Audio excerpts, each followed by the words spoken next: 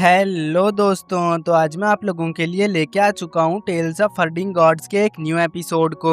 हमें जानता हूँ कि इस एपिसोड को आने में काफी ज्यादा वक्त लग गया। दरअसल मसला ये है कि गांव से मेहमान आए हुए हैं और उन मेहमानों में से एक मेहमान की तबीयत बहुत ज्यादा खराब हो गई थी, जिस वजह से ना मैं रिकॉर्डिंग कर पा रहा था और ना ही मैं एडिटिंग कर पा रहा था। तो इसीलिए ये वीडियो आने में काफी ज्यादा लेट हो गई है। उम्मीद करता हूँ कि आप मेरी बात समझ रहे होंगे। तो चलिए अब बिना देरी किए हुए एपिसोड को स्टार्ट करते हैं। तो अब एपिसोड की शुरुआत होती है और हम ड्रैगन किलिंग को देखते हैं, जो एंसेस्टर को मनाने में लगा हुआ था, इस उम्मीद में कि एंसेस्टर उसे दोबारा से अपने साथ ले लेंगे। लेकिन एंसेस्टर को ड्रैगन किलिंग की चाल के बारे में पहले से ही पता था। इस वजह से वो ड्रैगन किलिंग को अपने साथ रखने के लिए सीधा सीधा मना कर देते हैं। वो कहने लगते हैं कि मुझे मस्का लगा के कोई भी फायदा नहीं, तुम अब ये बात जान लो कि मैं तुम्हें अपने साथ नहीं लेके जाने वाला। अगर तुम्हें किसी के साथ जाना है तो तुम किन्मू के साथ जा सकते हो। जो अभी उनका कहना ही था कि तभी ग्रैनी सी कहने लगी कि ड्रैगन किलिंग काफी हट्टा कट्टा है, इसलिए हम इसे न्यू ईयर की पार्टी बना सकते हैं। जो सुनते साथ ही ग्रैंडपा बुच्चर अपने ब्लेड्स को निकाल चुके,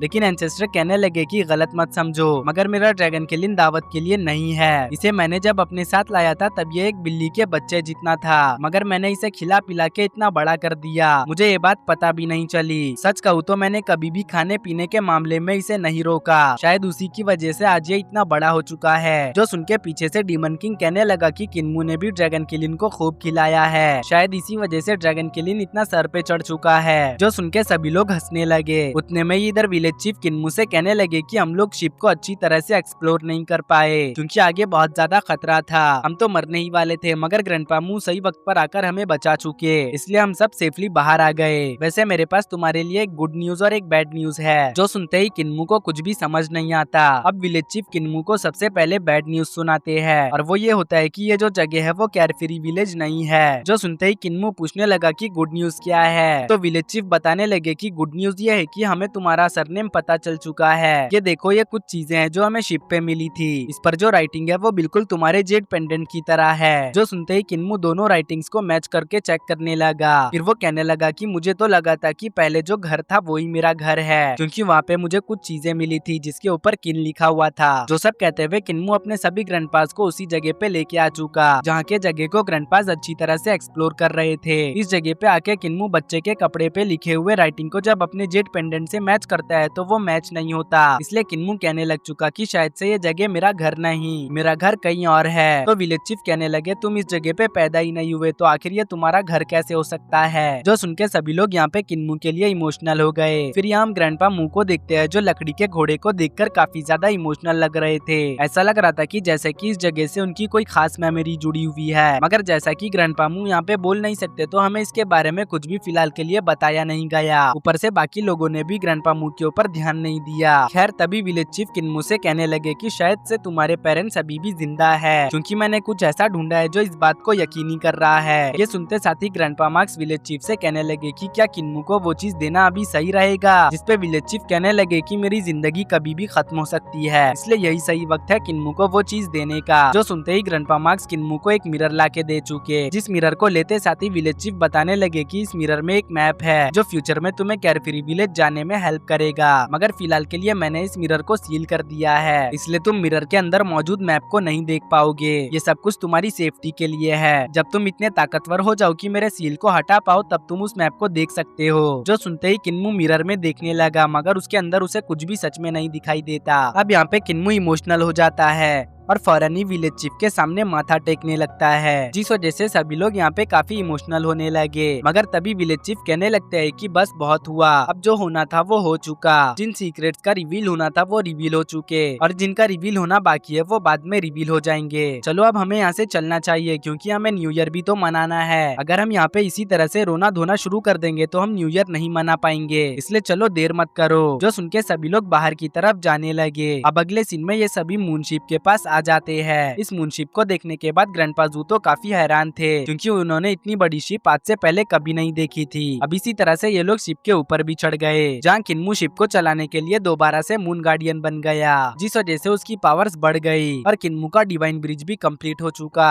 जो देख के तो ग्रैंडपास काफी हैरान थे, क्योंकि उन लोगों की भी डिवाइन ब्रिज कंप्लीट नहीं है। अब इसी तरह से ये लोग ट्रेवल करते हुए आगे जाने लगते हैं। वहीं पे ग्रैंडपा जू तो मूनशिप को बेचने का सोच रहे थे। वो कहने लगे कि मूनशिप शिप काफी ज्यादा बड़ी है, इसलिए इसके काफी सारे पैसे मिलेंगे। जो सुनते ही ग्रैनी कहने लगी कि मून शिप को बेचने से पहले तुम्हें इसके रखने का इंतजाम करना होगा। याद रहे, अगर ये शिप मुझे विलेज में दिखी तो मैं तुम्हारी टांगे तोड़ दूंगी। ग्रैनी की बात सुनते साथ ही ग्रैंडपा जू शिप को बेचने का ख्याल अपने मन से निकाल देते हैं।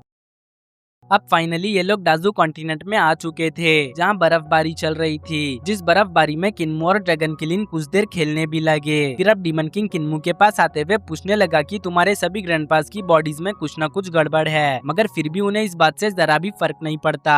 तुम जिसे डीफ कहते हो वो तो बराबर से सब कुछ सुन सकता है, और तुम जिसे ब्लाइंड कहते हो वो भी बराबर से सब कुछ देख सकता है। तो भला तुम्हारे विलेज का नाम डिजेबल क्यों है? जो सुन के किन्मू डीमन किंग को बताने लगा कि दरअसल उसके ग्रैंडपास बाहर की डिजेबिलिटी को नहीं बल्कि अंदरूनी डिजेबिलिटी को फेस कर रहे हैं। भले ही मैंने ग्रैंडपा बुचर, ग्रैंडपा माँ और ग्रैंडपा जू के बॉडीज को रिकवर कर दिया है, मगर मैं उनके इनर डिजेबिलिटी को अभी तक ठीक नहीं कर पाया। इसलिए मुझे अपने ग्रैंडपास के इलाज के लिए कुछ न कुछ ढूंढना होगा। जो सब कहते हुए किन्मू अपने ग्रैंडपास के साथ विलेज आ चुका, जहाँ आके ये लोग न्यू ईयर की पार्टी का इंतजाम करने लगे। आज की दावत को ज्वाइन करने के लिए हुवोलिंगर और डीमन गर्ल भी आ चुके थे, और यहाँ किन्मू ने आज ड्रैगन किलिन को खूब सारा खाना भी दे दिया। ये दावत काफी ज्यादा लेविश लग रही थी, इसलिए ग्रैनी कहने लगी कि डिजेबल विलेज में आए हुए मुझे 40 साल से ऊपर हो चुके हैं, मगर आज तक मुझे कभी भी न्यू ईयर की पार्टी में इतना मजा नहीं आया। जो सब कहने के बाद उन लोगों ने यहाँ पे वाइन के साथ पार्टी को शुरू कर दिया। यहाँ सभी लोग खुश थे, मगर विलेज चीफ को देख के ऐसा लग रहा था कि जैसे कि वो किसी चीज को लेके परेशान है या कुछ सोच रहे हैं। अब दावत का लुत्फ उठाने के बाद सभी लोग बाहर आके पटाखे जलाने लगे। आसमान पटाखों की चमक से गूंज रही थी, मगर विलेज चीफ यहाँ अभी भी खामोश थे। जो देख के ग्रैनी सोचने लगी कि पता नहीं विलेज चीफ क्या सोच रहे होंगे। अब किन्मू डीमन किंग को भी बुलाने आ चुका, मगर डीमन किंग किन्मू को ज्वाइन करने में बिल्कुल भी इंटरेस्टेड नहीं। अब इसी के साथ न्यू ईयर की रात खत्म हो चुकी और अगले दिन सभी मेहमान वापस जाने लगे, जैसे कि डीमन गर्ल और हुवोलिंगर। यहाँ तक कि एंसेस्टर और एल्डर भी जाने लगे। एंसेस्टर कह रहे थे कि डाजू कॉन्टिनेंट राजों से भरा हुआ है, इसलिए अब मैं अपनी बची कुची जिंदगी को डाजू कॉन्टिनेंट के सीक्रेट्स जानने में खर्च करूंगा। मुझे डाजू कॉन्टिनेंट के राज फाश करने में मजा आएगा।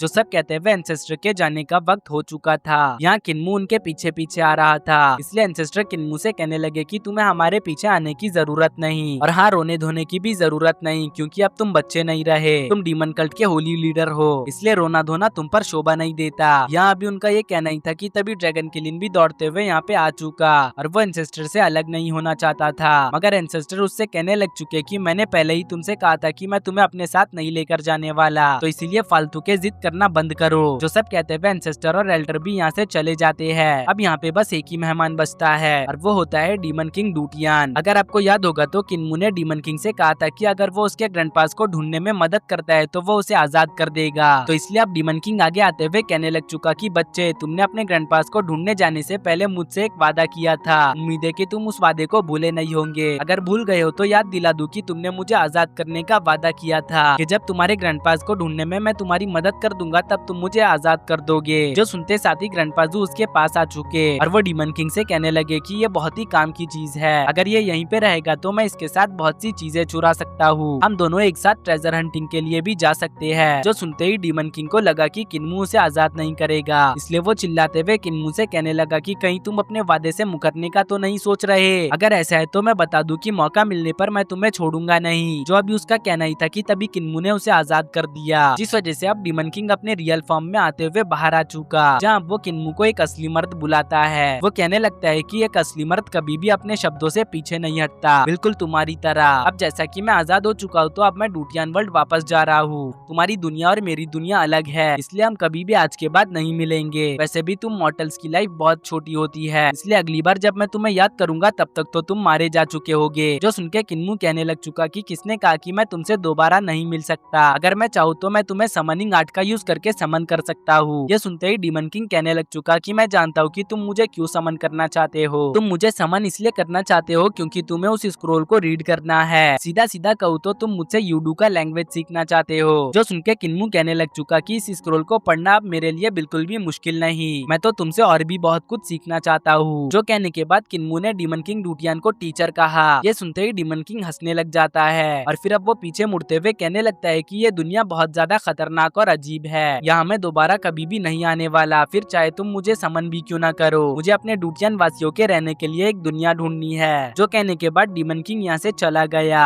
वहीं पीछे की तरफ किन्मू कह रहा था कि फ्यूचर में क्या होने वाला है किसी को भी नहीं पता।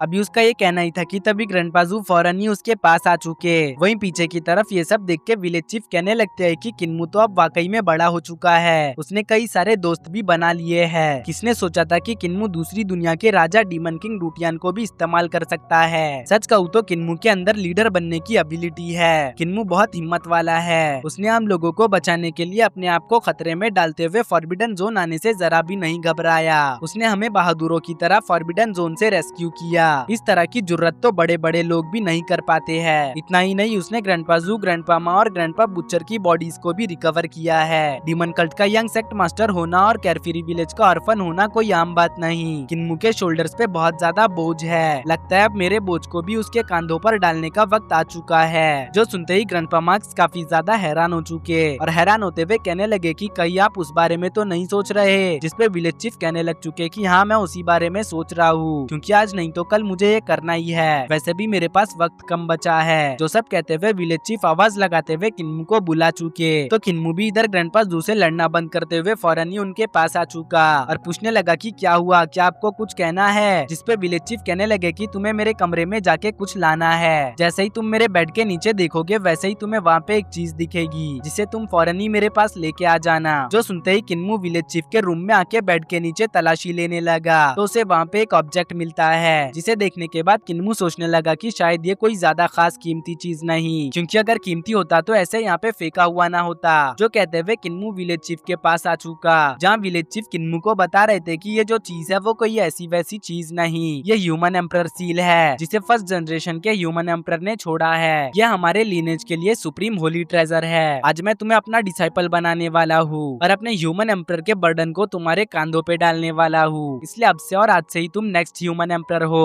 ह्यूमन एम्परर का सुनते ही किन्मू काफी ज्यादा खुश हो चुका और सोचने लगा कि अब वो एक एम्परर बनने वाला है। मगर विलेज चीफ उसके अरमानों पे पानी फेरते हुए कहने लगे कि तुम जैसा सोच रहे हो वैसा बिल्कुल भी नहीं। ह्यूमन एम्परर का मतलब ये नहीं कि तुम्हारे पास कोई नेशन या आर्मी होगी जिसे तुम रूल कर पाओगे। ह्यूमन एम्परर किसी भी नॉर्मल इंसान से बढ़कर नहीं है। ह्यूमन एम्परर पावर नहीं, एक रिस्पॉन्सिबिलिटी है। ये एक स्टेट ऑफ माइंड की तरह है। जो सुन के किन्मू कहने लग चुका कि क्या हमारे पास इसके अलावा भी और कोई सुप्रीम ट्रेजर नहीं। किन्मू की बात सुनते ही विलेज चीफ सील को फेंक के मारते हुए कहने लगे कि बेवकूफ, मैंने तुम्हें ह्यूमन एम्परर का सील दिया है, क्या तुम्हें ये बस नहीं? तुम अब ह्यूमन एम्परर बन चुके हो, तुम्हारे लिए इतना ही काफी होना चाहिए। मगर तुम हो कि तुम्हें और भी ज्यादा सुप्रीम ट्रेजर चाहिए। जो कहने के बाद वो बताने लगे कि ह्यूमन एम्परर का कोई सेक्ट नहीं होता। ह्यूमन एम्परर किसी को रूल करने के लिए नहीं बना। ह्यूमन एम्परर रिस्पॉन्सिबिलिटीज को निभाने के लिए बना है। ह्यूमन एम्परर की responsibilities generation to generation pass down किया जाता है। हर जनरेशन में बस एक ही ह्यूमन एम्परर हो सकता है। ह्यूमन एम्परर जनरेशन का स्मार्टेस्ट बंदा होता है और अभी के टाइम पे देखा जाए तो स्मार्टेस्ट बंदा और कोई नहीं, फिल्म नेशन का इंपीरियल एडवाइजर है। लेकिन उसने अपना रास्ता चुन लिया है, इसलिए उसे मेरी लेगेसीज और रिस्पॉन्सिबिलिटीज देना आसान नहीं। ये सब सोचने के बाद मैं किसी और को ढूंढने भी नहीं गया, क्योंकि मैं आलसी हो चुका हूँ। मगर जैसा कि अब तुम आ चुके हो तो ये रिस्पॉन्सिबिलिटी अब तुम्हें संभालनी होगी। जो सुनते ही किन्मू विलेज चीफ को मस्का मारते हुए कहने लग चुका कि आप इतना जोर क्यों दे रहे हो? आपको ह्यूमन एम्परर के लिए मेरे हिसाब से किसी और को तलाश करना चाहिए। जो सुनते ही विलेज चीफ गुस्सा होते हुए कहने लग चुके कि अब तुम्हारी इतनी हिम्मत बढ़ गई है कि तुम मुझे मना कर रहे हो। जब से तुम बाहर गए हो तब से तुम्हारी हिम्मत कुछ ज्यादा ही बढ़ गई है। लगता है तुम्हें लाइन पर लाना होगा। मैं सब जानता हूँ कि तुम ह्यूमन एम्परर क्यों नहीं बनना चाहते,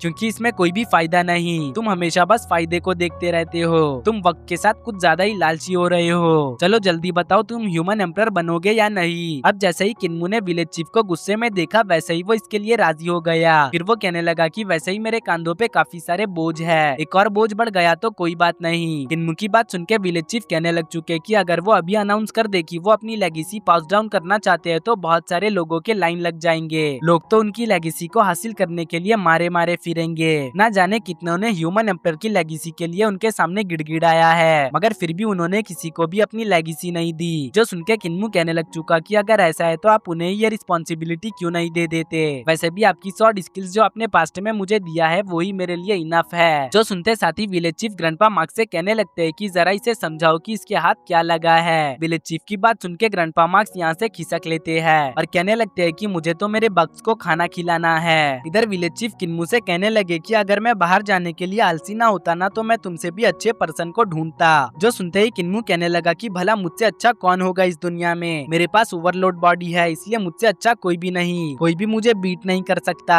किन्मू की बात सुन के विलेज चीफ फिर से गुस्सा करने लगे। इवन की वो तो कुर्सी से भी गिरने वाले थे मगर किन्मू ने उन्हें संभाल लिया। फिर वो कहने लगा कि आपको इतना गुस्सा नहीं करना चाहिए, ठीक है अब मैं आपकी बात सुनने के लिए तैयार हूँ। जो सुनते ही विलेज चीफ कहने लगे चुके कि अगर तुम्हें लगता है कि तुम इस दुनिया में सबसे अच्छे हो तो तुम्हें ही ह्यूमन एम्परर बनना होगा। देखो ह्यूमन एम्परर की बस एक ही रिस्पॉन्सिबिलिटी है और वो है डेविल्स, गॉड्स और हेवेंस को कॉन्करर करना। जो गॉड्स का है वो उसे गॉड्स ही मैनेज करेंगे, जो डेविल्स का है उसे डेविल्स ही मैनेज करेंगे, जो हेवेंस का है उसे हेवेंस ही मैनेज करेंगे और जो ह्यूमंस का है उसे ह्यूमंस ही मैनेज करेंगे। अगर कोई भी मॉर्टल वर्ल्ड के मामले में दखल देगा तो उसे उसी वक्त मार दिया जाएगा, वो भी ह्यूमन एम्परर के द्वारा। इस रिस्पॉन्सिबिलिटी को अच्छे से निभाने के लिए तुम्हें और ज्यादा स्ट्रांग होना होगा। जो सब कहने के बाद विलेज चीफ किन्मू को एक और मर्तबा उसकी रिस्पॉन्सिबिलिटीज याद दिलाते हुए कहने लगे कि अगर तुम्हारे रास्ते में गॉड्स का हाथ या डेविल्स का सर आए तो उसे काट डालो, अगर खुद हेवेंस भी तुम्हारे रास्ते में आए तो उसे मार डालो। विलेज चीफ के इसी बात के साथ हमारा ये एपिसोड यहीं पे एंड होता है। मुझे उम्मीद है कि आपको ये एपिसोड पसंद आया होगा। अगर जरा सा भी पसंद आया है तो वीडियो को लाइक करके चैनल को जरूर से सब्सक्राइब कर देना। अगर आप वीडियो को लाइक नहीं करोगे तो यूट्यूब इस वीडियो को ज्यादा लोगों तक पुश नहीं करेगा, जिस वजह से इस वीडियो पे ज्यादा व्यूज नहीं आएंगे और अगर व्यूज नहीं आए तो वीडियो बनाने का मुझे मन नहीं करेगा।